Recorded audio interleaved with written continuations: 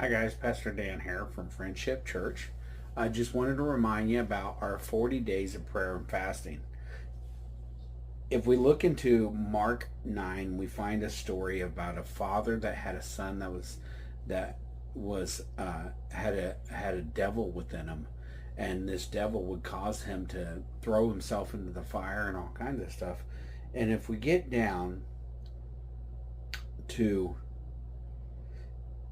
verse 21, Jesus asked, he says, "How long has this been happening to him?" Jesus asked his father. "From childhood," he said, "and many times it has thrown him into the fire or water to destroy him. But if you can do anything, have compassion on us and help us." Then Jesus said to him, "If you can, everything is possible to him who believes." Immediately the father of the boy cried out, "I do believe. Help my unbelief." When Jesus saw that the crowd was rapidly coming together, he rebuked the unclean spirit, saying to it, "You mute and deaf spirit, I command you, come out of him, and never enter him again." Then it came out shrieking and convulsing him violently, and the boy became like a corpse, so that many thought he was dead. Many said he was dead. But Jesus, taking him by the hand, raised him and stood him up. After he went into the house, his disciples asked him privately, "Why couldn't we drive it out?" And he told them, "This kind can come out by nothing but prayer and fasting."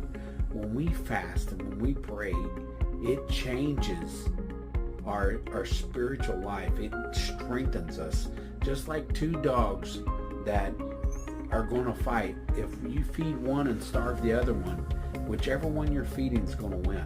We need to make sure that we are feeding our spirit. Sometimes when we are struggling with things and stuff like that, we start praying and we start fasting, and we start to begin to fast, we're starving our flesh of something that it desires, and we're feeding the spirit.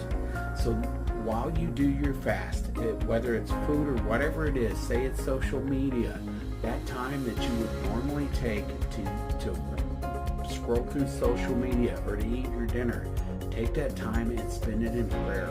Spend it in worship with the Lord. Spend time trying to draw closer to Him and see what happens. Dwight preached a sermon a few months back about day 41. We're going to do 40 days of prayer and fasting. On day 41, there was breakthrough throughout the Bible, over and over and over. Breakthrough at day 41. So on day 41, expect God to do something. And here's the thing. He's going to be doing things before that. You're going to see a change long before that. But on day 41, something major is going to happen.